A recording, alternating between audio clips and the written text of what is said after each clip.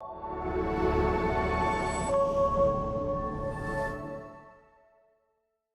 podcast is for entertainment and storytelling purposes only and is not a substitute for professional advice. Some topics may be sensitive. Please listen with care and seek support if needed.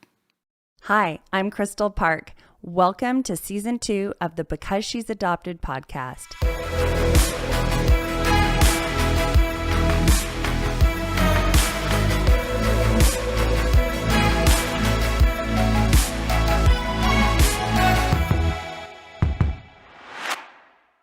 Hi, Dylan. Hi, Crystal. Welcome. Hello. You and I met at your work where you sold me some eyeglasses. Yeah, I think we met, it was like a week before you were doing a viewing of your documentary, and that's how we kind of started talking about like adoption and our experience. Yeah. It's so cool when I meet people, and it's funny how often I just meet people and I talk about the doc, and then they're like, oh my gosh, I'm adopted too. And that was what you shared. That was 100%. Yeah, and I think it was about like a month later after we had met, my grandpa was coming here to meet me. It was pretty recent. Yes. Yeah. So you were sort of like right in the midst of your reunion journey, I guess. Yeah.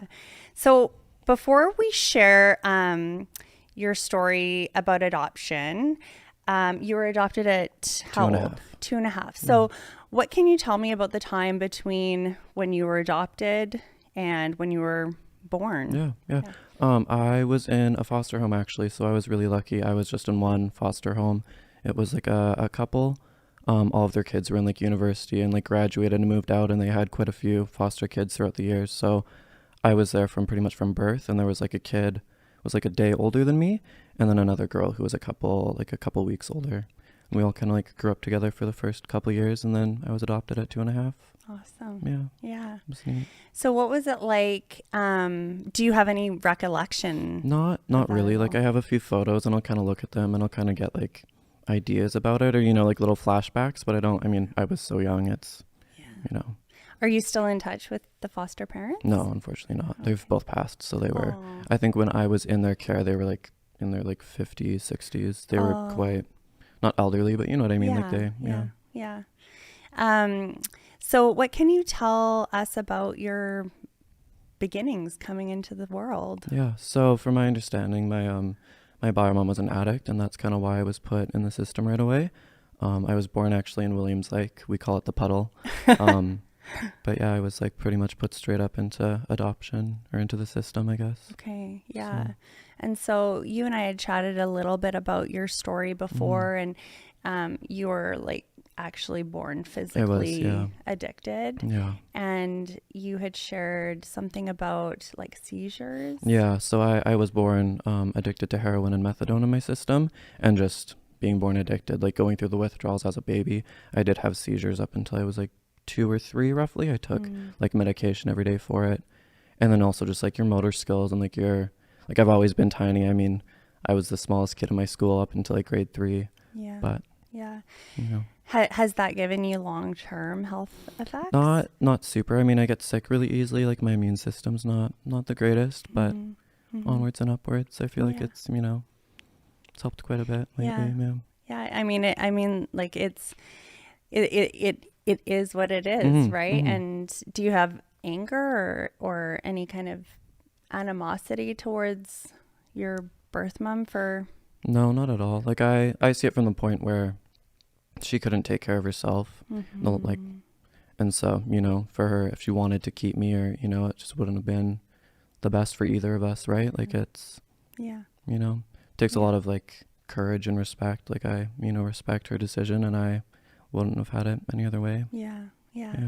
So tell me about what your family dynamic was like in your adoptive family. Yeah. So I have 2 older sisters, and they're twins. So they're 3.5 years older than me. And we've always been really, really close. And then, like my mom and my dad, we were, like a religious household, Christian, grew up Christian, always went to church together on Sundays, very, very close-knit family. Me and my sisters were homeschooled for majority of our like education. So it was always us 3 and my mom for the most part. Wow. Yeah. Okay. So sorry, did you say that your sisters are twins? Yeah. They're twins. They are, yeah. They're fraternal. Okay. Yeah. So they're I'm 23. They're 27. Are they they're older sisters, right? Yeah. So your parents, they're your parents' biological children. Exactly, yeah. Okay. Yeah. Okay. Yeah. And you're still close with them. 100%. Yeah. They actually were just here for Christmas and came and visited. Nice. One of them did, yeah. Nice. You're the baby brother. I am, the little guy. I love that. My youngest is a boy, and we call him Bobos. He's the little baby Bobos. Yeah. Okay, so tell me a little bit about what teenage years looked like for you. Did it cross your mind that you were adopted? Was that something that was sort of at the forefront of your experience growing up? Or I always knew I was adopted. It wasn't really like hidden or anything. It was a closed adoption, but throughout the years, like I had like biological family send letters to the ministry that would then get sent to me. So like Christmas and birthdays, I'd always get a letter. Like my great grandma Dee Dee would always write me letters, and she'd like hand knit me all these little sweaters that I have, like tons. Like I have like a dozen of them from her. And same with like my grandpa, he'd always kind of reach out here and there, which was good. So I always like had like a bit of a connection with them. I never met them until recently. Yeah. But I always knew, like it wasn't ever like a secret or anything. Yeah. Do you still have all the sweaters? Yeah. Oh, that's so precious. Yeah. I have like we'd always take a photo of me wearing the sweater and send it to her after. So I have like a whole album of me like throughout the years with all these little handmade sweaters from her. Oh my gosh. That just makes my heart. Oh, that's is so cool. Yeah. I love that. What was your understanding receiving these letters when you were, like growing up? Yeah. When you were like, how did you conceptualize it in your mind? I just I don't know. It's kind of a tough one. Like I knew I was adopted. Like I understood it, but I don't think I fully understood it until probably like, being like 10, 11, 12. Yeah, it's kind of like a weird one. Like I just knew that I had a family out there, but I mean, growing up, like my family was my family, right? Like I did not like know any different in a sense, because I was so young when I came to them. So, 2.5 onwards, like it was always just, this is my mom, this is my dad, these are my sisters. Yeah. Right. Yeah. So it's. Did you feel like you fit in with them? Did you ever struggle with feelings of not belonging or anything like that? Not super like it. No, I was always pretty close. I mean, It's funny, like we all look alike. Even though I'm adopted, like I look so much like my adopted dad. Yeah. And my sisters, even like they're twins. But me and my one sister look like spitting image of each other almost. Like it's weird, but it's interesting for sure. So you had a really tragic thing happen when you were like 15, teen. Yeah. Can you tell us about that? So my adopted mom got diagnosed with cancer. I think I was like 13, 14 roughly. And she ended up passing like first week of grade 10. So when I was 15. And so that was definitely a struggle. I mean, my bio mom had passed when I was 4. So I was quite young. Couldn't really understand it at the time. And then with my adopted mom getting sick, it kind of brought up a lot of those things. So just because I don't think I ever properly like grieved or like had that closure necessarily. Mm-hmm. And with my like adopted mom, I like saw it firsthand for a couple of years, right? Like she was sick for quite a while. Yeah. I was there for her during like chemo, radiation, stuff like that. Like I watched it from start to finish essentially. Yeah. But I mean, like me and my sister as well was really, really close throughout that whole period. And I mean, we still are. Like it's kind of brought us all together in a sense. Yeah, it's interesting. Like tragedy like that either pulls a family close or it 100%. It breaks them apart. And Yeah. I've experienced that. Or it'll pull some of you together and it'll break some of you, create distance between other family members. It's interesting as you're talking about the death of your adopted mom, bringing up feelings around the death of your biological mom. Mm-hmm. I feel like when my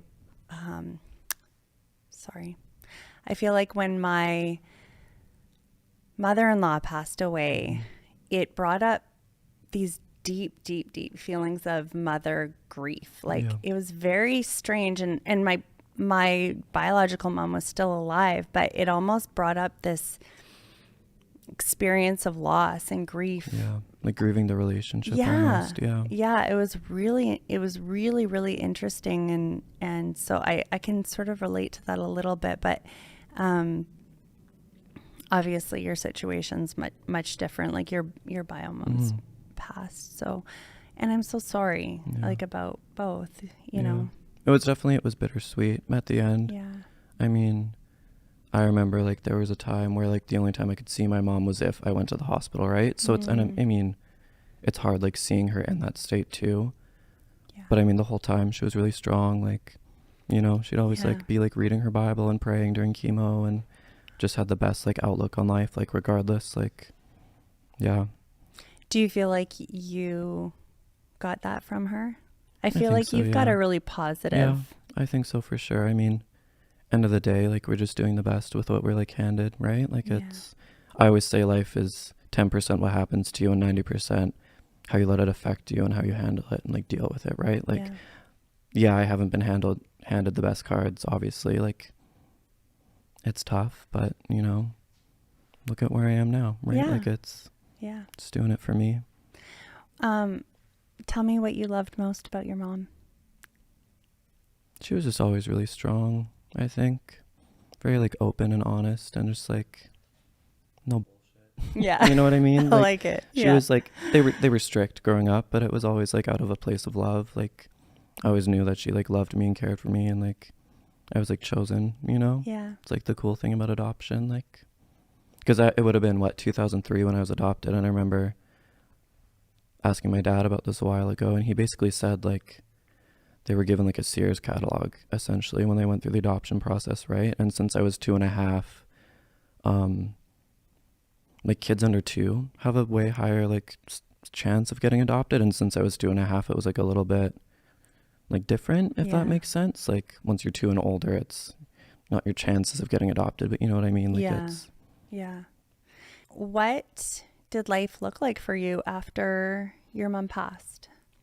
It was a lot for sure. I mean, obviously it was my first week of high school, so I think I had taken only about a week off of school, and then I went back to high school just to try to get some like normalcy back. Grief is weird, right? Like grief is hard. I think personally I was just trying to be there more so for my sisters, so I again probably didn't really like cope with it the best, or like really take that time for myself to kind of like grieve and like, you know, understand everything that happened. Like it is a lot. But I kind of, I just like pretty much just went straight back to school, got a job right away. It was just me and my sisters for the next little while. Wow. You guys just leaned hard on each other. 100%. Yeah. That's all we could do.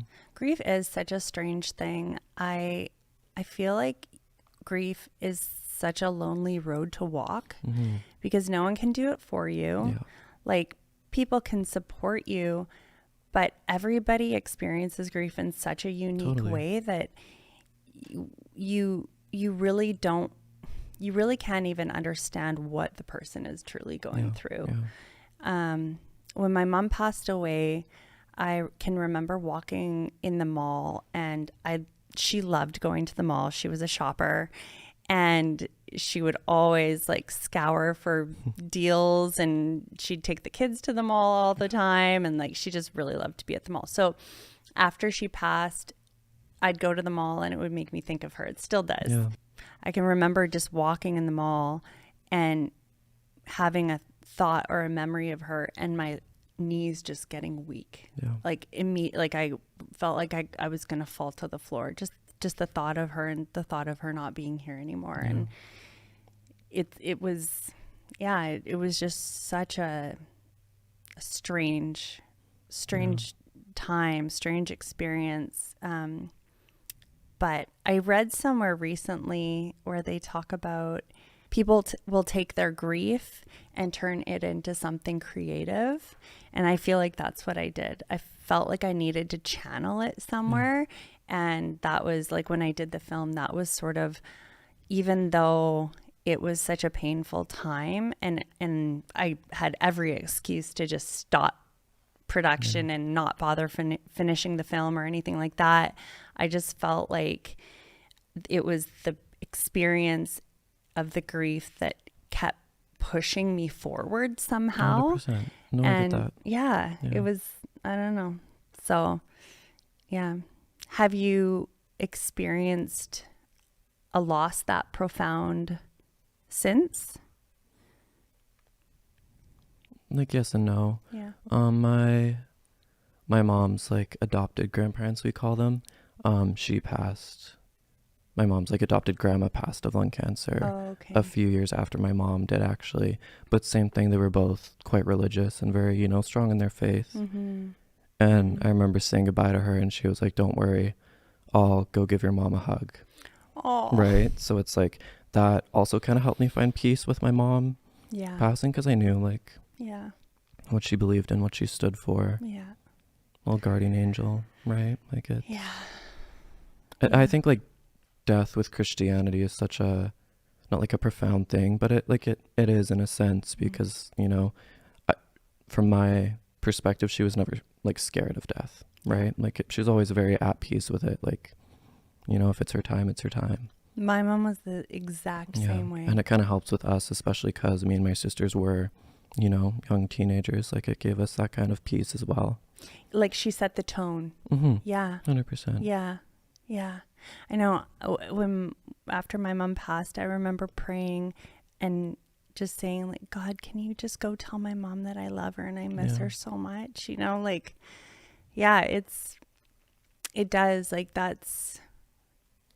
does give you a sense of comfort. Just to know that it's not the final act, I guess. Yeah, 100%. Yeah. And there's still like little things I see and I notice and I like think of her, right? Like, I mean, same thing as you were mentioning, like I worked at a Starbucks, was one of my first jobs, and I remember somebody ordered like a caramel macchiato the exact same way my mom would, and I just had to like take a minute and like go to the back. Yeah. Like, I mean, even today still, like there's little things that I notice that just make me think of her, like brings back little memories. Like grief is such an interesting thing. Like I always think of it like your grief is a ball and it's in a box, but the box just slowly gets bigger. Like your grief doesn't get smaller, the box just gets bigger. So as it bounces, sometimes it'll bounce and hit the wall in a month and you'll notice a little thing. Sometimes it's like a year and you'll get another little thing that reminds you. Like it's such a weird thing. Like it integrates. Mm-hmm. Yeah. 100%. The loss integrates. Yeah. You learn to exist with the loss. Yeah. Yeah. It's after experiencing a death that was so impactful for me, I all of a sudden got scared that everyone around me was going to die. Yeah. Did you ever experience a little that? bit? Yeah. Yeah. Which I think comes from like the attachment and like abandonment issues from being an adoptee. Yeah. So let's talk a little bit about that. Do you feel like being an adoptee has created attachment challenges for you? Relationships? So, yeah. I tend to like self-sabotage a little bit here and there. Yeah. But, it's just something I have to like work on through my own journey. And, it's tough. Like I was like diagnosed with like an attachment disorder when I was like 12, like by a psychiatrist. Like I had an issue kind of like trusting people and like even with like family members, like having that trust. And I was a little rat. I was not the best child, of course, but even with like friendships and relationships, I remember like on one of your earlier podcasts, I think it was the other Krista, who said something about like always like over analyzing like what you say, what you do, doing anything to kind of keep those relationships intact. Like you didn't want to, sabotage anything or do something someone might not agree with or like. But I think over the last couple of years, I've kind of realized like, you know what, if people like me, great. Like if they don't, I'm better off without them. Like it's it's an interesting, it took a lot to get there. Yeah. It's a journey for sure. Like that insecurity within friendships, just feeling, and I'll admit I still go through it. Like there's times where I'll say something like off the cuff and it's a joke to me. Yeah.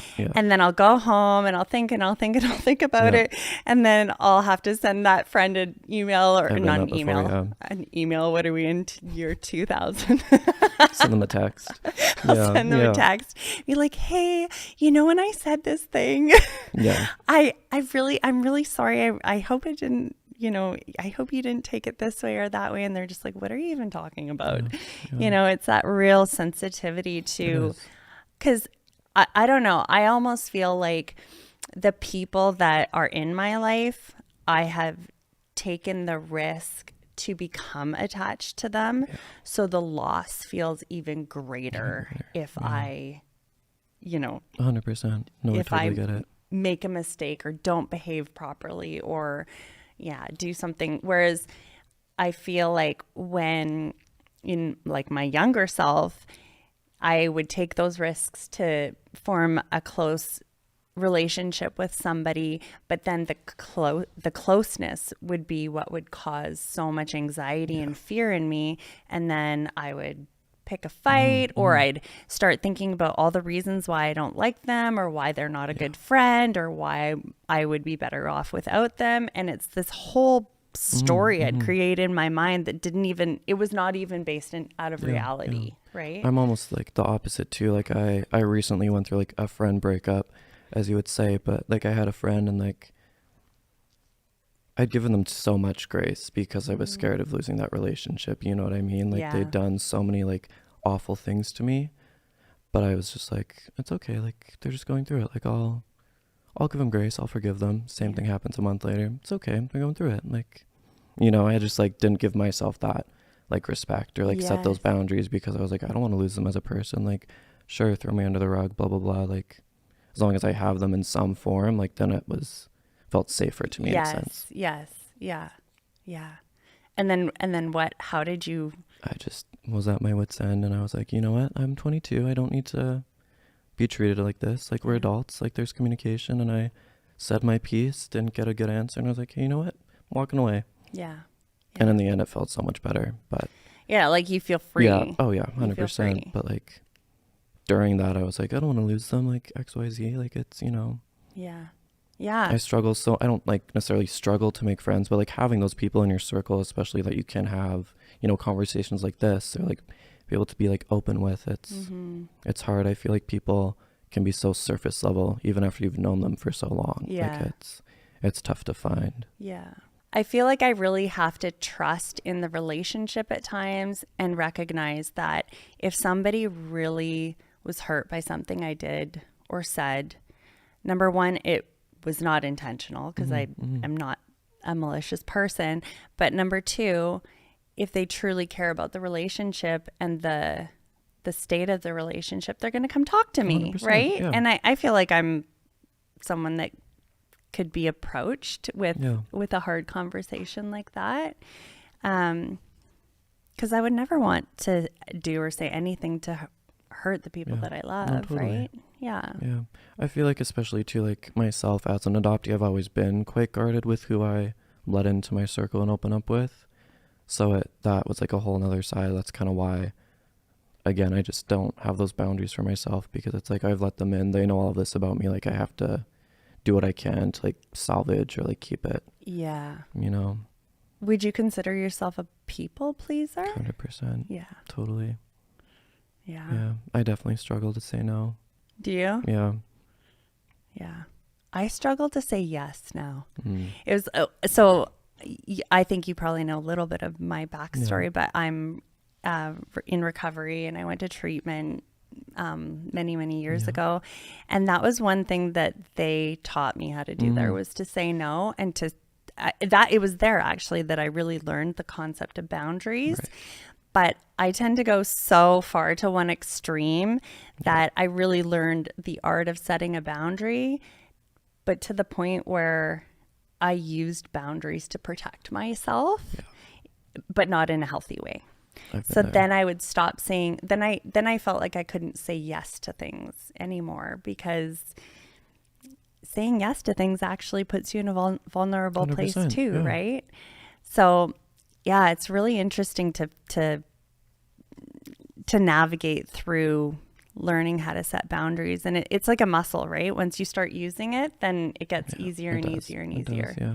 Now my kids use the whole boundary thing on me. They're like, Mom, I have boundaries and you need to respect them. Right. Like, yeah, okay. Okay. Yeah. I'll respect them, fine.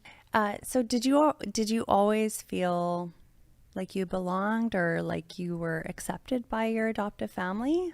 For the most part, yeah. I mean, growing up in a religious household is definitely tricky at best. Like it's an interesting thing to grow up with, and we were homeschooled young.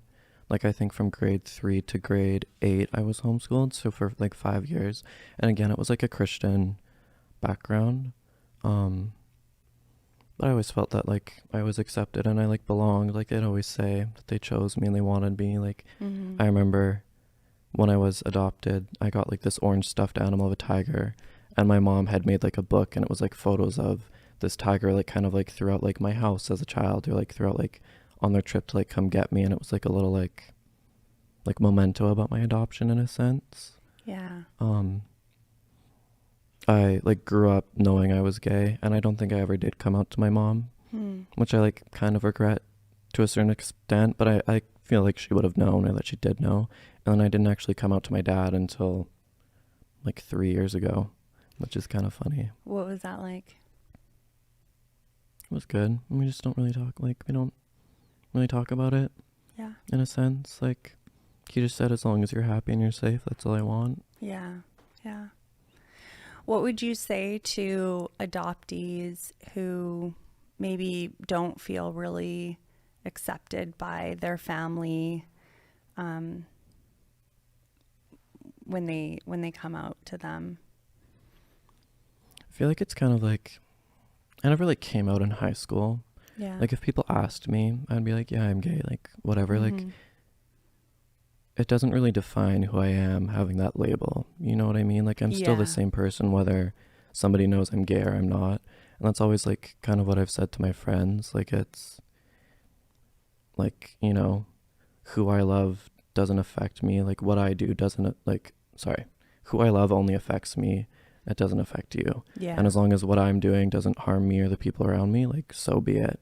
Same with like any one of my friends or anyone that I know, like, you know. Yeah. Like it's, until you're doing something that's harming you or others, like it shouldn't be an issue. And it's like, I mean, when I like came out, quote unquote, like I definitely lost a few friendships. What was that like? But I think at that point I was kind of like same kind of mindset. I was like, it doesn't change who I am. Like, Yeah. that's their own issue. If they can't accept it, like they have some work they need to do. Yeah. Because I'm still the same person. So what I hear you saying is that you're going to be who you're going to be. Exactly. And people can either take it or leave it. Yeah. And at the end of the day, you are who you are. Yeah. And people either get to come along for the ride and enjoy Dylan Paul, or they can just 100%. Yeah. You know? Yeah. Yeah. It's just a little tidbit of me. Like it doesn't, you know, change who I am. Yeah. Like it's, you know, you like Ford trucks, I like Chevy, right? Like end of the day, like it's my favorite color is yellow, yours is, you know. Yeah. Yeah. Let's move on to what has sort of transpired most recently in your life.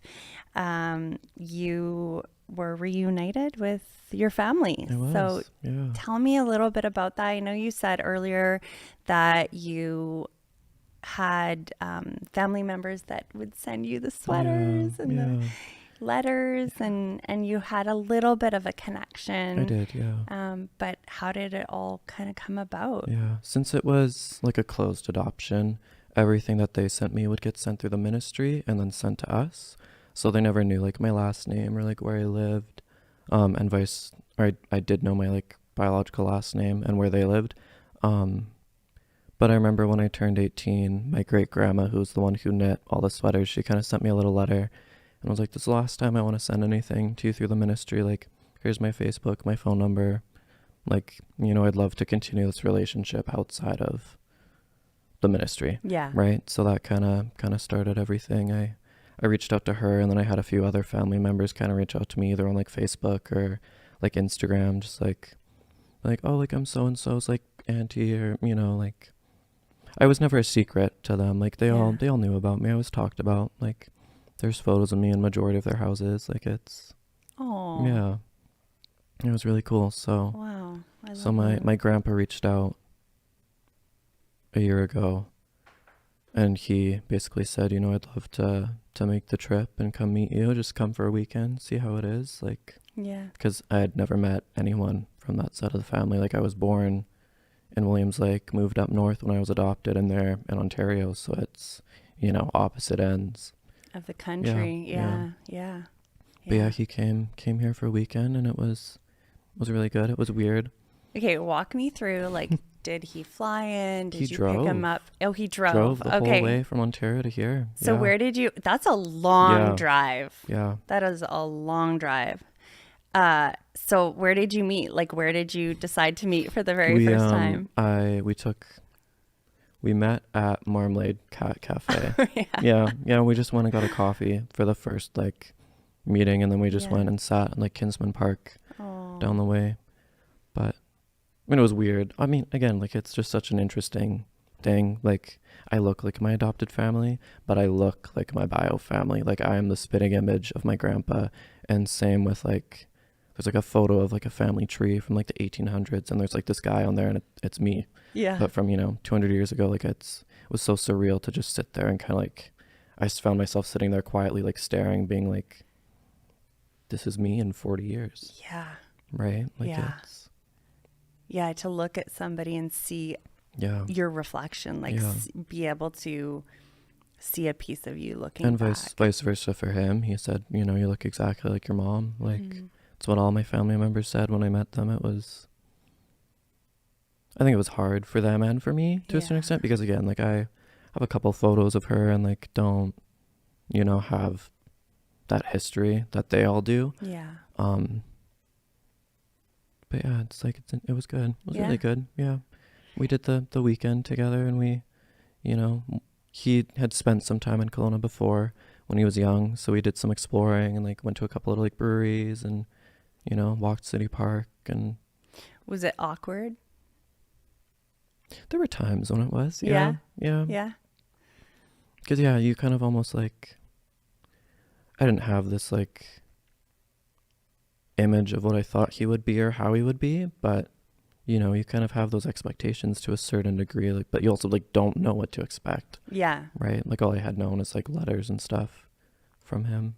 And people are so interesting. You could like literally like meet him, and then he could be a total weirdo or something, right?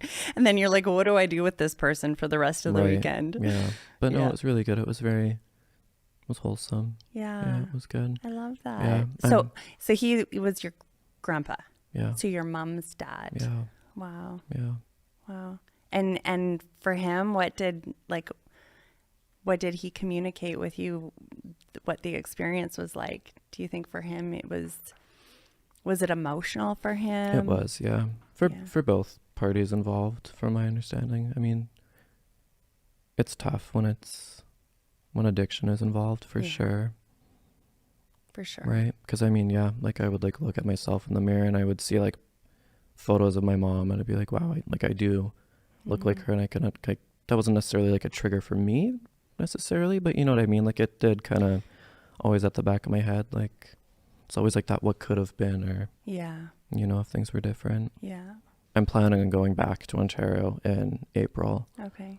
It'll be my mom's like 20-year anniversary since she passed in April, so I'm gonna go and just, you know, spend time with family and stuff. But after he left Kelowna, he had called me and he was like, oh, like it's my mom's birthday soon, because she's turning 86. So this was your great grandma who sent all the sweaters. Okay. Yeah. And so he called me and he was like, oh, it's, you know, it's like my mom's birthday soon, like how about I fly you to Ontario, like, and you can surprise her, like you can be the birthday gift. Oh. So then we planned that, and then I was in Ontario for October.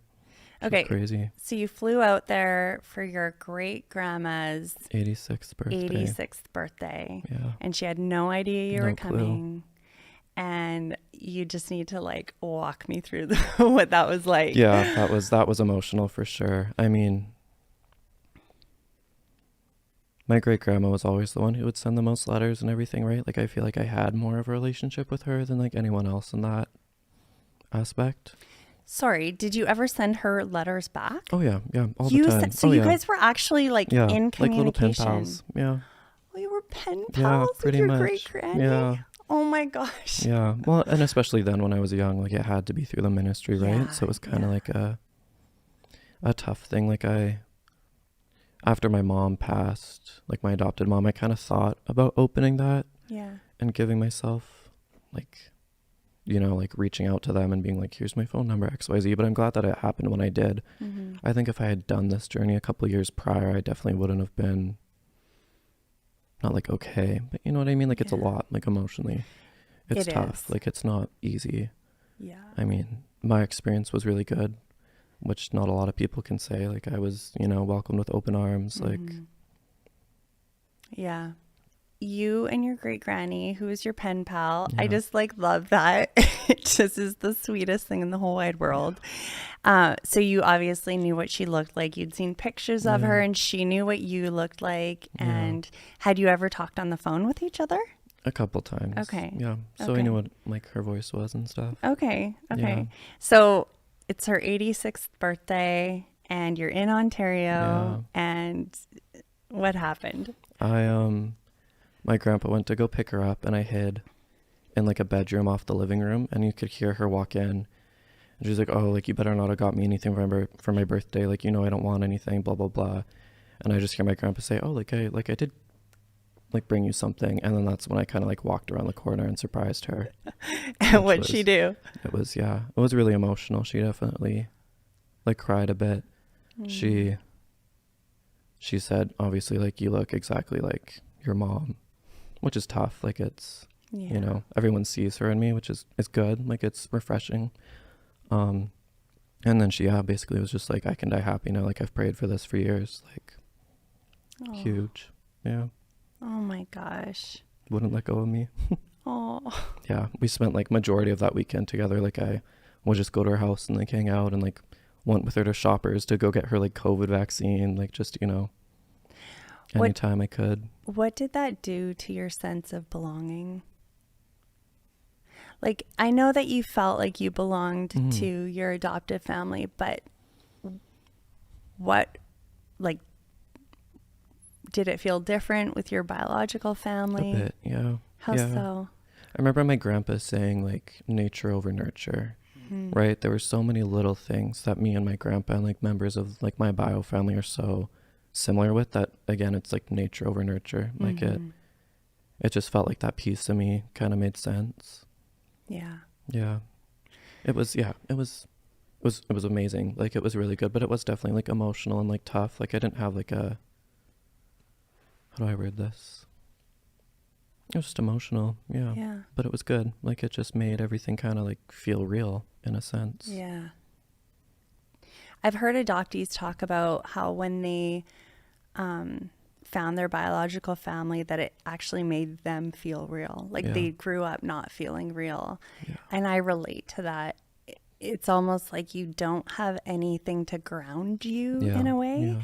And then when you find your people and you look like them and you act like them, you're like, oh, this is where. It was really neat. Yeah. And just seeing like where my bio mom grew up too, right? Like I walked downtown where she would have been. My grandpa runs the movie theater and he has there for like decades. So like we went there and I just like got to explore and like they live like a block and a half away from the cemetery where my mom is buried. So being able to go to her gravesite and just make it, you know, closure, right? Like, wow. Yeah. Which again, like emotional, but it was good. Like I needed to do it. Like it's. When you say emotional, do you mean painful? Do you mean joyful? Do you mean, like, what do you mean? I think both. Like it was like bittersweet, right? Like it's. Yeah. It just needed to happen because I never had that closure in a sense. Like I knew when she passed, I had photos of her, but I had never like been like anywhere she had been, or you know what I mean? Yeah. Right? Yeah. So it was cool to like go to where she grew up and see her hometown and like go to her gravesite and just like sit there and kind of like process it. Yeah. Because even for like my adopted mom, like we didn't do a funeral or anything. We like spread her ashes and that was our closure.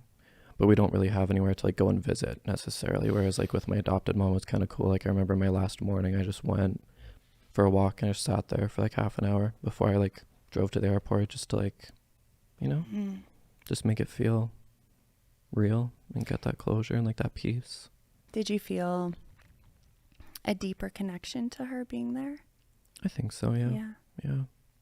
It's kind of like what I was saying earlier, like grief is just such a complex thing, right? Like it opened up a lot of things, but in like a good way. Like I wouldn't change anything that happened for the world. Like I would, you know, going back there soon. So so you have a good relationship with your biological family. We've all kept in touch, and I have an aunt that's a year older than me and another aunt that's 3 years older than me, so we're like siblings almost, which is cool.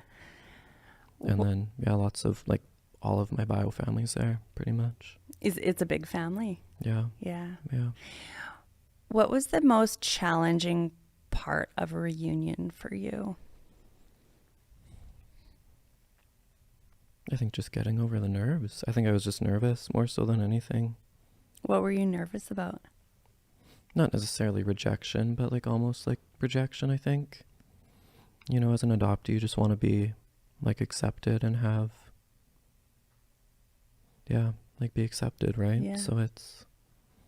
I think as a human, you just want to be accepted. Totally. But I think definitely being an adoptee, there's that extra added layer. Yeah. And again, like I had only known about them through letters and stuff. So I think putting just like a face, you know, hearing their voice for the first time, stuff like that, it was really almost like nerve wracking, but it was good. Like it went so well, continuing to grow. Like it's a whole new chapter. Like I have a whole new family to get to know, and like your life just kind of expanded, 100%. Your love expanded, your heart expanded. What was the most surprising part of your journey?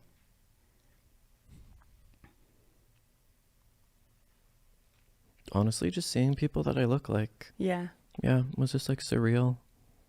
Like I'd have photos, like I have photos of my grandpa when he was like my age, and like photos of my bio mom and like other family members. But I think just like going there, like, you know, me and my grandpa like stood next to each other, and his mom was just like, you know, he's one of us. Like, same thing when I went for like coffee with my like great aunt. She's like, you're one of us. Like you look so much like everyone in the family. Like it's no, you know. It's a really profound experience for somebody. Like I would say for people who have always known their family and have always had that what's called genetic mirroring, to be able to look at their parents and say, oh, I have your eyes, I have your ears, I have your temper, whatever, right? I've always felt like, they kind of take it for granted. Even my husband said like, you know, I just always took it for granted that I knew who all of my family members were and where I came from and all of that. And when you get to be in the same room as your family and they're claiming you as one of them, it's just, oh my gosh, it's, I don't know. Yeah. It's very profound. It is. Yeah. And going to like my great grandma's house and like seeing, you know, photos of me as like a kid on the wall. Right? Like, just knowing that I wasn't a secret, or like that I was talked about, was really not like healing per se, because I always knew that they knew about me, but you know, like just that I was that much of a part of their life as they were for me, right? Like it's because in your mind, like they were a part of your life, and I assume you felt like you were eventually going to go and meet all of them, right? Yeah. It was always the plan. Glad it happened. Finally. What's changed about you since meeting your family, since being reunited with them? I think I'm more open to like love and relationships now, in a sense. I think I had a lot of like anxiety about meeting my bio family, and now that I have like me and my grandpa had a lot of good talks just about like, he would say like getting revenge in a sense, like, you know, after like my mom passing and his daughter, obviously, like we're kind of doing things for them and for us at the same time. Like when I went to Kenora, he said it's a trip for our moms. Oh. So I think after my trip and like meeting everybody, I kind of had like a new outlook on relationships and like love and like acceptance in a sense. Did you feel like you were more grounded in who you were, and from that I think so, place, yeah. maybe Yeah. that's why you felt like you could take more of a risk in love and relationships, because you knew that you had that family. Yeah, I think taking that jump and like going on that trip kind of made me realize like, yeah, also like life is short, right? Like, Yeah. life is fragile. You don't know what could be taken away from you or what could happen at any time, right? Like, and I think that was also something I've struggled with. It's like, I'm not really like analyzed and analytical, but I am almost like, I'm very like, hey, I need to do this, this, and this. Like, this is my goal for a month from now, 2 months from now. Yeah. I think after that trip, I kind of realized like, life is short. Like, gotta make the best of what you have. Like, you know. Yeah. When I picture you as this anxious young man going into this situation of meeting your family, and then they embrace you so beautifully, and you have these incredible experiences, and you truly walked through that anxiety and that fear. You walked right towards it and you faced it, and the outcome was so just, I don't know, could it have been any better? I don't think it could have been. No, Yeah. it was like, yeah. And then you walk out this like new person that with this confidence that you can face your anxiety. And it's, I mean, you know, it's not always going to turn out great, right? I'm very lucky with how it happened and how it worked out. Like, So what does family mean to you today? it's a tough one. I've always kind of had like family's not blood. You know what I mean? Like I live with one of my best friends that I've been friends with for like over a decade, and I consider her my family. You know what I mean? Like family's really who you want it to be. I've always had like not like a weird image of what family is, but I mean, you know, like my whole story, it's just family's like a very complex thing in my story, because it's, you know, I have the bio family and the adopted family, but it's, you know, it's who I want it to be. Yeah. So one thing I really did want to get into, and we will include this in the show notes, but one thing that I didn't know at all, but you told me that our very first time that we met, was that if you are adopted in BC, BC, but sorry, you go ahead and there's a provincial tuition waiver for adoptees in BC. So there's like a list of universities and schools you can go to, and they'll pay for all of your schooling except for your master's, but you can do like your like diploma, certificates, bachelor's, and they cover everything. So is that specific to people that were in foster care? Adoptees or foster care. There's like a separate program for kids in foster care, from my understanding. I think it's the SAGE program. Okay. SAJE. Okay. But and so what we'll do is we will include the website in the show notes. And then the other thing you were talking about was if you have ADHD. And so a lot of adoptees actually have ADHD. I don't know if you've ever read anything by Gabor Mate. You've mentioned it, but I haven't yet. I need to. And so he's got a book out, and he in there talks about how 8 out of 10 adoptees have ADHD. It's crazy. And so there's also some funding that that people can get if they have that official diagnosis. Yeah, the Appendix 8. Yeah. So we'll include all of that, and what are you doing now? You're going to school. I am, yeah. Yeah. So what are you going into? I'm working at a chiro clinic and wellness clinic, and I've been doing a lot of like the business side of things. So I'm going to do a business degree. So I just started like a business skill certificate, which is going to go into like a management certificate, and then a business diploma, and then a business degree. So I have a long haul ahead of me, but you're going to do it. I'm going to do it. I mean, it's free school, right? Like, why not? Yeah. I know, Dylan, that your story is going to impact adoptees that have listened to your story. And so I just want to say thank you so much for the courage that you have shown to come here and to share your story with me. And it is truly an honor to be able to sit with you and chat with you and to know you. Yeah. And every time I see you out in public, I'm always excited to see your face. And so I just want to say thank you so much. Thank you for having me and giving me the opportunity to talk. It's important that this stuff gets talked about. I agree.